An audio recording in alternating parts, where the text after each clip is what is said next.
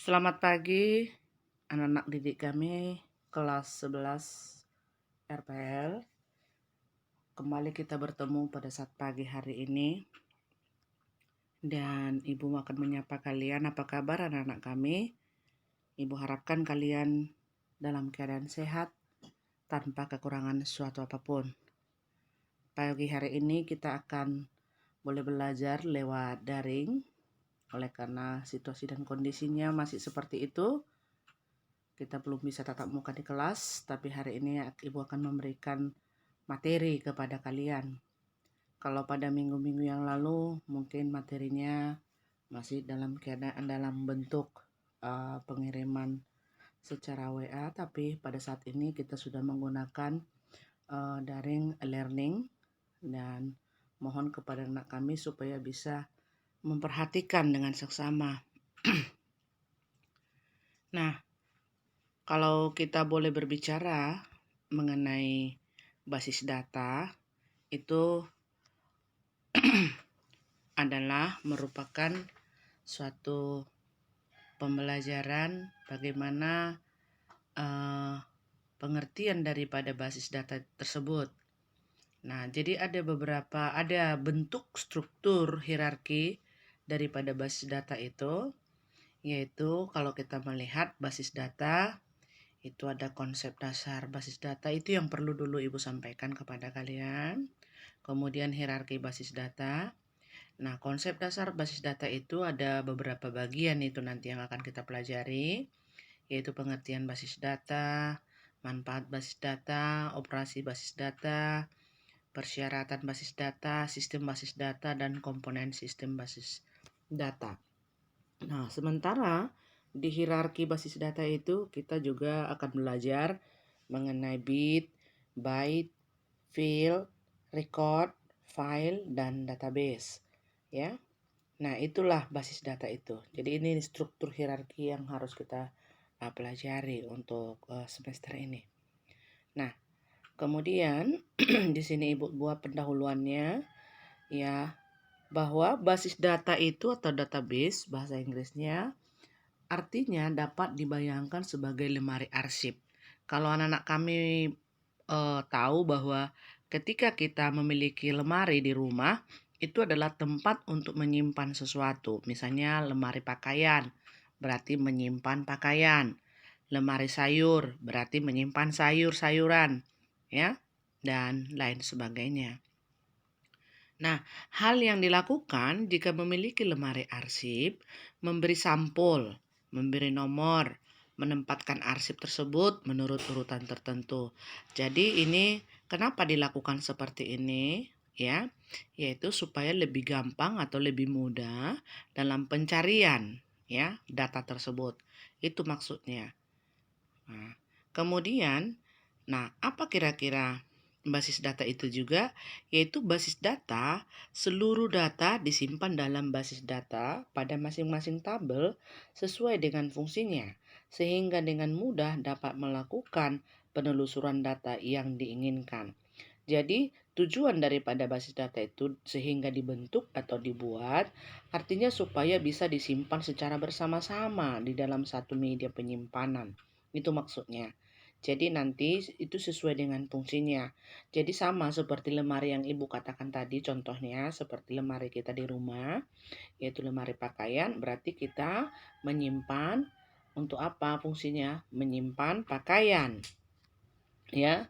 Nah, kalau lemari sayur berarti kita menyimpan sayur, ya.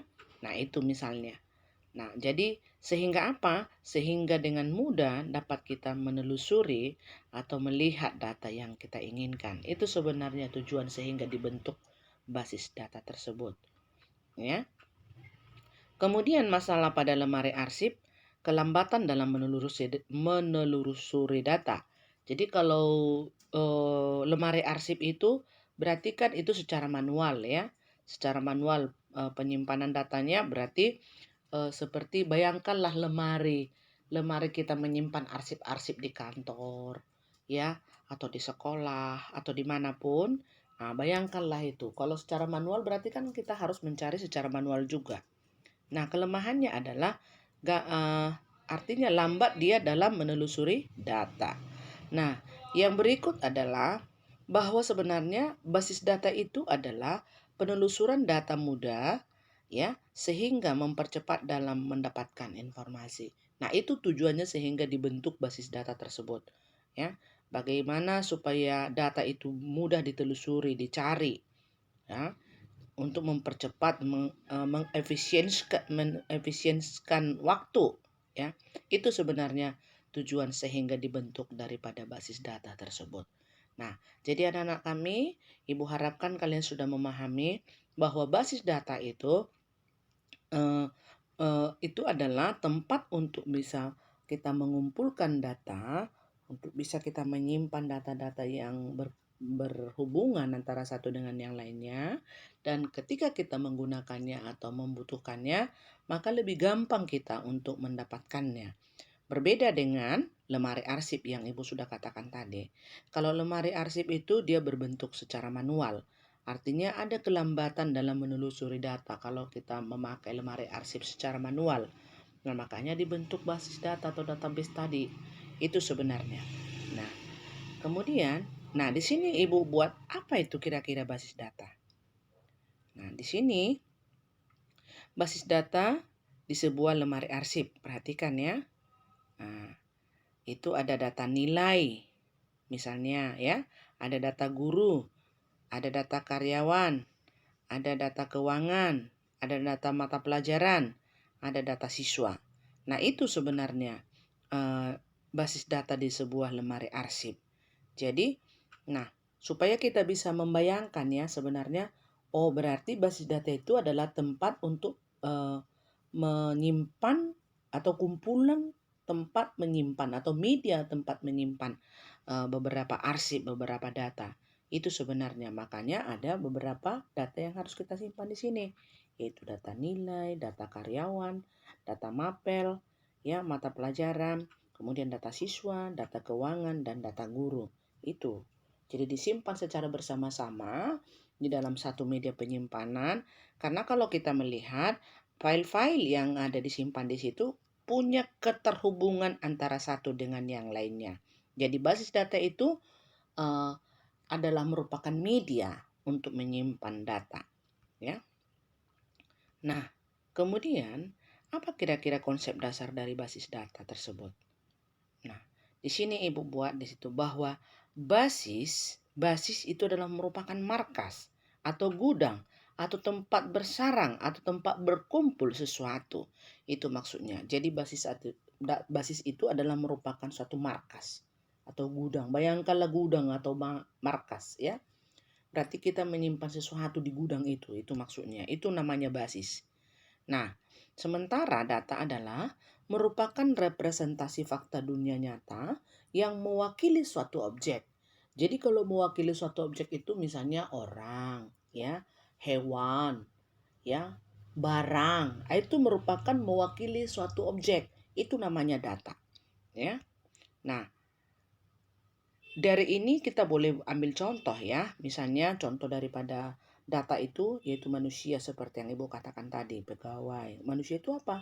Pegawai, siswa, pelanggan, ya. Kemudian barang, hewan, peristiwa, konsep dan lain sebagainya. Nah, itu merupakan contoh daripada data, ya. Jadi supaya kita bisa pahami kenapa sih harus dibentuk basis data itu? Nah, itu maksudnya. Nah, kemudian pengertian basis data, di sini ada Ibu buat bahwa merupakan kumpulan data yang saling berhubungan atau punya relasi antara satu dengan yang lain. Itu pengertiannya. Ya. Kemudian relasi ditunjukkan dengan kunci atau key dari tiap file yang ada. Jadi ada kuncinya, ya. Kalau misalnya ada dalam satu record, nanti kita akan belajar apa itu file atau apa itu record dan lain sebagainya. Nah, itu ada key-nya, kuncinya. Jadi kalau data siswa, key-nya apa? Misalnya NIS, nomor induk siswa. Nah, itu. Ya. Nah, coba perhatikan.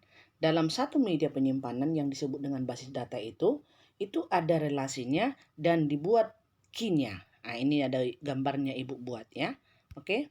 Nah, kemudian kalau kita berbicara mengenai penyimpanan data, di situ ada berupa penyimpanan data dalam satu hard disk ya, di sebuah hard disk misalnya data apa saja, data guru, data kelas, data siswa, itu kita simpan dalam satu atau sebuah media ya yang disebut dengan hard disk. Nah, itu hard disk itu berada di mana? Di komputer atau di PC.